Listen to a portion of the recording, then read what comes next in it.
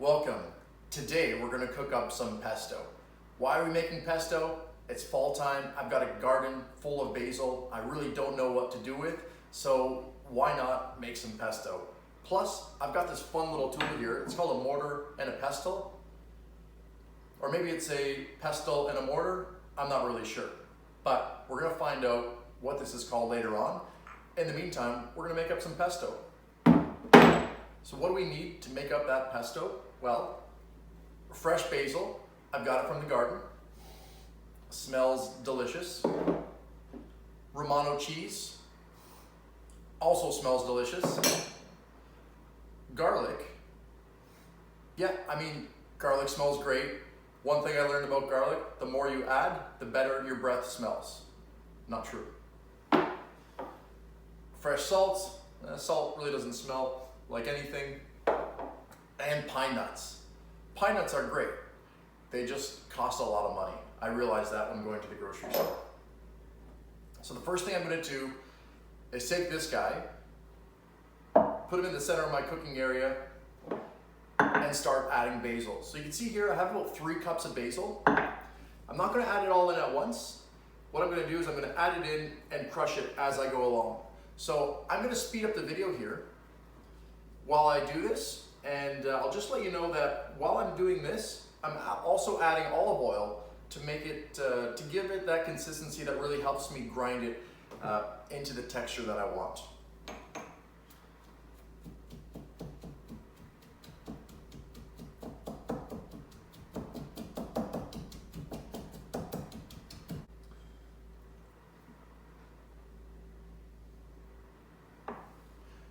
Okay, I've got it to a consistency that I think looks great. Let's see if you can have a look there without me spilling it. You can see it's kind of looks like a peanut butter right now. It's going to get a little bit thicker as we continue to add more ingredients to it. The next thing I'm going to add is the garlic. You can see while I've been mashing this, I have been adding the olive oil. That's important. That's very important. So you're going to add the garlic, and again, you're just going to crush it up more. I'm going to speed this up so you don't have to watch me. This does take a little bit of time.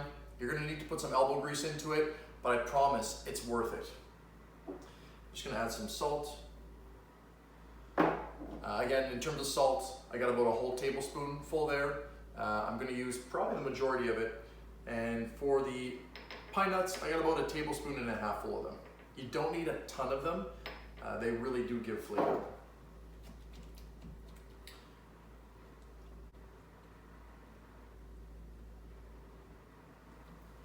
Now that I've got it almost complete, I'm going to go ahead and put the Parmesan cheese in, Romano cheese in. Oops, spilling it everywhere. Spend a few minutes grating that up until you get it to the consistency of basically peanut butter. Once you have that consistency, you're going to stop and add the olive oil, mix the olive oil in, and see if you're satisfied with the texture.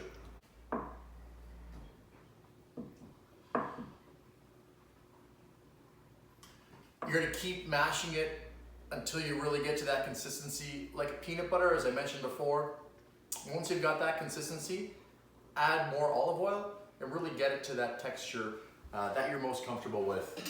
So I think I've got it exactly where I want it right now. So I'm just gonna have I'm gonna pull out some just to show you what it's like.